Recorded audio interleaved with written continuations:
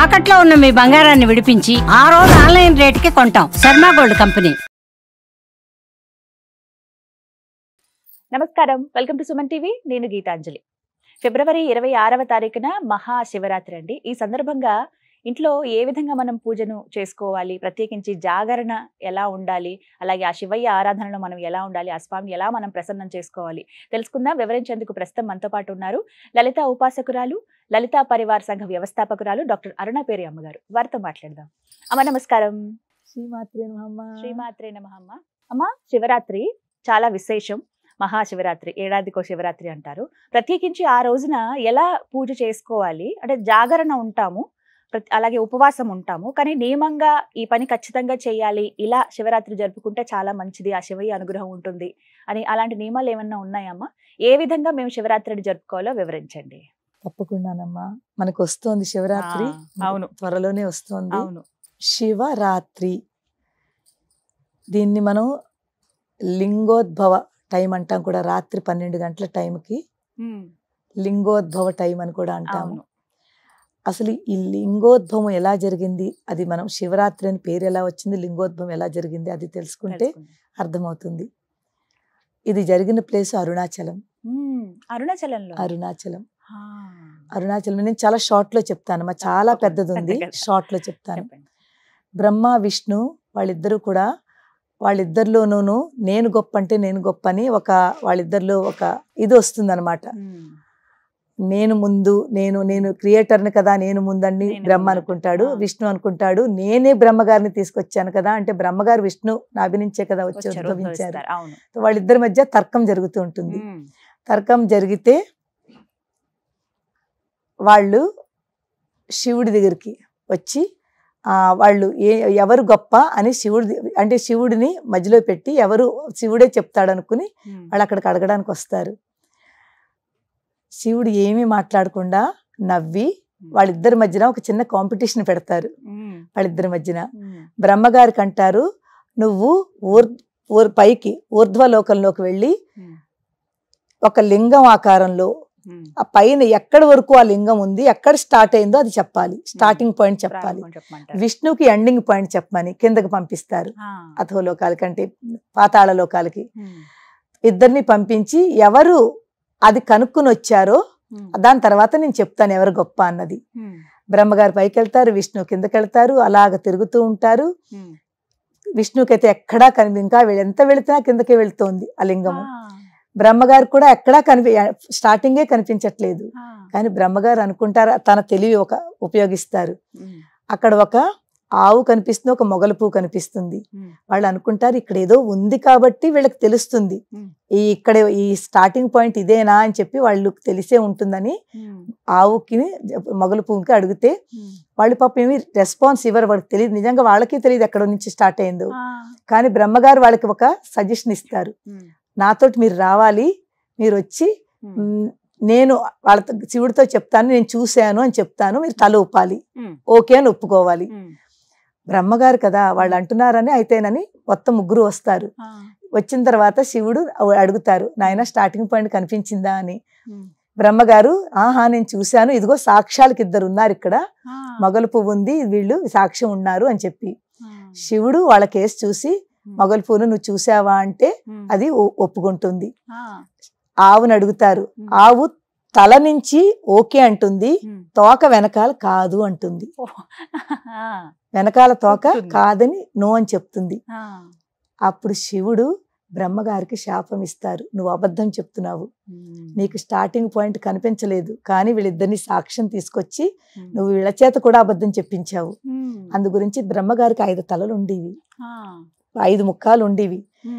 అందులోంచి ఒక ముఖాన్ని కట్ చేసేస్తారు, 4 ఉంటాయి అనమాట, అందుకే చతుర్ముఖ బ్రహ్మ. అలాగా అక్కడ బ్రహ్మగారికి పనిష్మెంట్ దొరికింది. మొగల పువ్వు ఎంత వాసనమ్మా, ఎంత సువాసన ఉంటుంది అక్కడ పెడితే, దానికి పూర్తి రూమ్ అంతా స్ప్రెడ్ అయిపోతుంది. దానికి శాపము, నువ్వు పూజకు పనికిరావు, పూజకు పనికిరావు అని దానికి ఒక శాపము.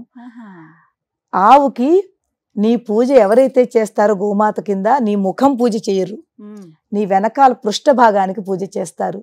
పృష్ఠ భాగం కరెక్ట్ చెప్పింది, లేదు, చూడలేదు అని చెప్పింది. అందు గురించి నీకు పృష్ఠభాగానికే పూజ అందుకుంటావు నువ్వు అని. ఇలా అవుతుంది. రాత్రి అర్ధరాత్రి పూట ఒక లింగము అంటే ఆది అంతము లేని ఒక లింగోద్భవం ఏదైతే జరిగిందో అదే శివరాత్రి రోజున జరిగింది.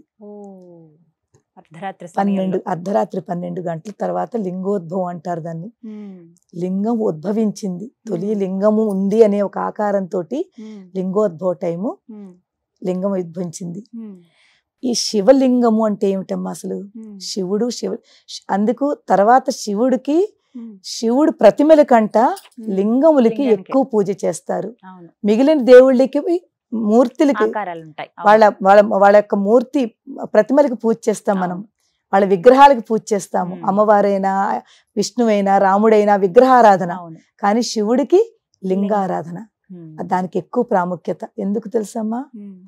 లింగానికి మీరు ఇది ఫ్రంట్, ఇది బ్యాక్, ఇది రైట్, ఇది లెఫ్ట్ అలా ఏం కనిపించదు.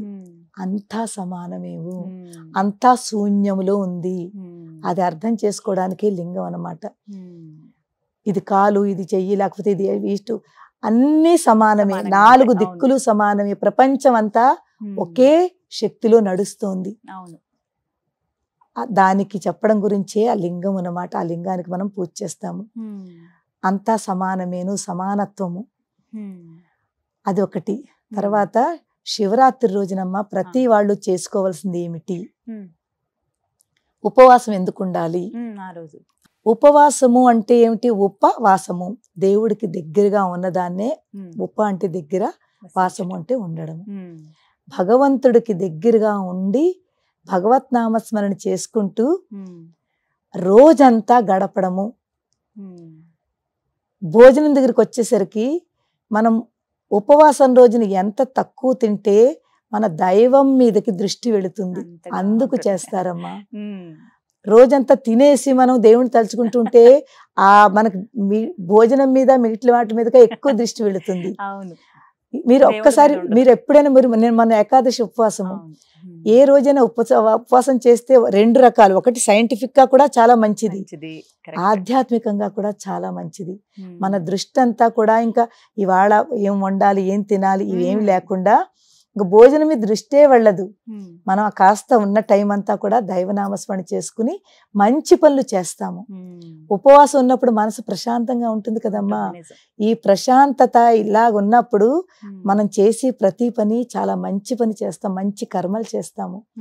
మంచి కర్మలు చేసి మంచి పనులు చేస్తుంటే ఇందులోనే ఆ భగవంతుడు ఉన్నాడు. భగవంతుడు అనేది ఇక్కడ అక్కడ కాదు, అంతం కదా, ప్రతి అంశంలోనూ ఉన్నాడని, ప్రతి దాంట్లోనూ ఉన్నాడు. మన భావనలో, మన ఆలోచనల్లో, మన మనసులో ఇవంతా ఎప్పుడైతే మనం ఉపవాసం ఉంటామో మన భావన బాగుంటుంది, మన ఆలోచన బాగుంటుంది, మన పనులు బాగుంటాయి. అందులోనే దేవుడు ఉన్నాడు. ఎప్పుడైతే ఆ దేవుడి దగ్గర ఉంటామో, ఎప్పుడైతే కనెక్ట్ అవుతామో, ఆ ఉపవాసము దేవుని దగ్గరగా ఉంచి మనకి చాలా శక్తిని ప్రసాదిస్తుంది.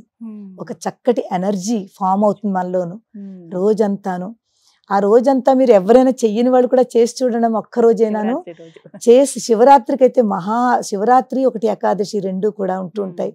ఈ శివరాత్రికి మీరు రోజంతా పళ్ళు తినండి, పాలు తాగండి, కాఫీ టీలు తాగండి. అలానే కఠిన ఉపవాసం అని ఏమి తినకుండా, మంచినీళ్ళు తాగకుండా కూడా కాదు. మీ శరీరాన్ని బట్టి, మీ ఆరోగ్యాన్ని బట్టి, మీకు ఎవరికి ఏది ఎలా కావాలో, షుగర్ పేషెంట్లు ఉన్న వాళ్ళు, పెద్దవాళ్ళు ఉంటారు, అలాంటి వాళ్ళు కాస్త ఏదో ఒకటి వాళ్ళకి నచ్చింది భుజించండి. కానీ తక్కువ, ఎంత అవసరమో అంతే తీసుకోండి. ఆ రోజున చేసి చూడండి. మీకు ఏమీ తినకపోయినా కూడా మీ బాడీ ఎంత శక్తిగా ఉంటుందో, మిగిలిన రోజుల్లో చెయ్యలేని ఎనర్జీగా పనులు ఎనర్జెటిక్ గా ఉంటూ ఆ రోజు ఇంకా ఎక్కువ చేస్తాము. అంత ప్రశాంతంగా ఉంటుంది మనసు. అది ఉపవాసం యొక్క ఇది. రాత్రి వరకు ఉపవాసం ఉంటాము. రాత్రి మనకి ఈ లింగోద్భవ టైంలో జాగరణ చేస్తాము. జాగరణ ఎందుకు చేస్తామంటేనమ్మా, శివరాత్రి ఏ రోజు వస్తోంది? అమావాస్యకు ఒక రోజు ముందు. ఎంత అద్భుతమైన రోజు అంటే చతుర్దశి అంటాం మనం. శక్తులు ఏదైతే ఉంటాయనమ్మా, రోజంతా కూడా మనకి ఈ శక్తి స్వరూపాలు ఏదైతే తిరుగుతాయో, చీకటి శివరాత్రి అంటే అమావాస్యకు ఒక రోజు ముందు అంటే ఒక చీకటి ఉంటుంది. అంధకారము.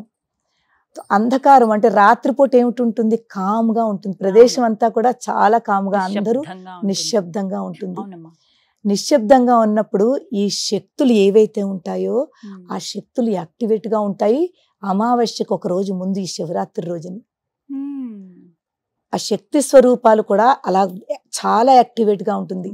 ఎప్పుడైతే మనం జాగరణ చేస్తామో, ఉపవాసం ఉండి జాగరణ చేసి రాత్రి 12 వరకు 12:30 వరకు ఉంటామో, ఆ శక్తి ఎనర్జీ, శక్తి అంటే ఎనర్జీలు, ఆ ఎనర్జీలంతా కూడా మన లోపలికి వచ్చి మనని ఆ శక్తివంతంగా చేసి మనకు తెలియని ఒక మహాశక్తి మన లోపల ఫామ్ అయిపోతుంది జాగరణ చేస్తే. ఎందుకంటే తెలివిగా ఉంటాము. ఒకటి రాత్రి ఆ ప్రశాంతతలో ఉన్న శక్తులన్నీ కూడా మన లోపలికి చోటు చేసుకుంటాయి. ఇప్పుడు పూర్తి చీకటి ఉన్నప్పుడు ఒక్క చిన్న దీపం వెలిగించండి, మనకు ఎంత కాంతివంతంగా, ఎంత ప్రకాశము. ఆ శక్తులు మనలో ఆ ప్రకాశ రూపంలో ఒక జ్ఞానోదయం మనకు జరుగుతుంది. మనలో ఉన్న జ్ఞానము ఇంకా మనం పెంచుకుంటున్నాము. ఒకటి ఉపవాసము, 2 దైవనామస్మరణ, 3 మంచి భావన, మంచి పనులు, మంచి ఆలోచనలు. ఇవన్నీ కలిసి రాత్రి ఎప్పుడైతే ఈ శక్తి స్వరూపాలు మన లోపలికి తీసుకుంటున్నామో అది మనకి ఎంత మన శరీరానికి చాలా చాలా మంచి జరుగుతుంది. చాలా ఆనందంగా ఉంటాము. తర్వాత దైవీపరంగా దేవనామస్మరణ చేసుకుని శివుడికి దగ్గర అవుతున్నాము, ఎంతో దగ్గర అవుతున్నాము. ఆ లింగోద్భవ టైంకి మనం ఉన్నాము అంటే ఆ లింగోద్భవం యొక్క దర్శనము మనం చేసుకుంటాం. అందుకే వేద మంత్రాలతోటి మనం రుద్రం అది చదువుకుని అభిషేకాలు. ఎందుకంటే మంత్రశక్తి ఆ టైంలో మంత్రాలకి చెప్పాం కదా, ప్రశాంతతగా ఉన్నప్పుడు ఆ మంత్రశక్తులు 10 times పెరిగిపోతుంది. ఈ మంత్రాలకు ఉన్న శక్తి 10 times పెరిగిపోతుంది. నార్మల్గా డే టైంలో చేసిన దానికి ఈ రాత్రి శివరాత్రి రోజున రాత్రిపూట చేసిన దానికి మనం చేసిన మంత్రం, ఒక్క మంత్రం చదివినా, ఒక్క స్తోత్రం చదివినా, ఒక్క స్తుతి చదివినా 10 times దాని యొక్క ఎనర్జీ, దాని శక్తి పెరుగుతుంది. ఆ శక్తి మన ఇంట్లోనూ ఎక్కడ చేస్తున్నామో ఆ ప్రదేశంలోనూ మన లోపలికి డైరెక్ట్ ఫామ్ అవుతుంది. అంత ఎనర్జీ ఉందమ్మా, అంత శక్తి ఉంది, అంత ప్రాముఖ్యత ఉంది శివరాత్రికి. చాలా విశేషంగా, చాలా విశేషం అమ్మా. ఆలయాలకు వెళ్ళిపోతూ ఉంటారు, ఆలయాలకు వెళ్ళిపోతూ ఉంటారు. అవును, అక్కడ ఇంకా రుద్రం అవి చదువుతారు కాబట్టి ప్రతిధ్వనిస్తూ ఉంటుంది. నిజంగానే మనం ఎంత ప్రశాంతంగా ఉండి మనం ఎలా చదువుకుంటామో, సాధన ఒకవేళ ఏమీ చేయకపోయినా కనీసం ఒక అరగంట సేపైనా మౌనంగా ఉండి ఏదో ఒక మంత్రము, ఏ మంత్రమైనా, ఏ మంత్రం రాకపోయినా శ్రీమాత్రే నమః, ఓం నమ శివాయ, ఓం నమ శివాయ, లేకపోతే హరే కృష్ణ కృష్ణ కృష్ణ హరే హరే, హరే రామ రామ రామ హరే హరే, ఏదో ఒకటి పట్టుకోండి అమ్మా, చిన్నది పట్టుకోండి. 10 నిమిషాలు ప్రశాంతంగా మీరు రాత్రిపూట కూర్చోండి. అదే ఒక పెద్ద గొప్ప పూజ. మరి గంటలు కాకపోయినా ఒక 10 నిమిషాలైనా చేసుకుంటే చాలు. మనస్ఫూర్తిగా ఎక్కువ మీరు దానికి రూల్స్ అండ్ రెగ్యులేషన్స్ ఏమీ పెట్టుకోవద్దు. ఇలాగే చెయ్యాలి అస్సలు కాదు. భక్తితో ఉండండి. పూజలు చెయ్యాలి, ఇన్ని పుష్పాలు పెట్టుకోవాలి, అవన్నీ కూడా కాకుండా మీరు ఎక్కడో అక్కడ కూర్చోండి. దేవుడి రూమ్లో కూర్చోకపోయినా పర్వాలేదు, ఎక్కడో ఒక చోట కూర్చుని ఆ దైవనామస్మరణ చేసుకుంటూ ఏదొస్తే చదువుకోండి. ఒక అరగంట సేపు శివయ్య గురించి మీరు టైం స్పెండ్ చేయండి, అంతే. దాని తర్వాత 2వ రోజు లేచాక మీకే తెలుస్తుంది ఎంత అద్భుతమైన శాంతి మనలోకి వచ్చిందనేది. ఈ విధంగా శివరాత్రిని జరుపుకుంటే చాలా బాగా, చాలా మంచిదమ్మా. చాలా చక్కగా వివరించారమ్మా. నమస్కారం. శ్రీమాత్రే నమః.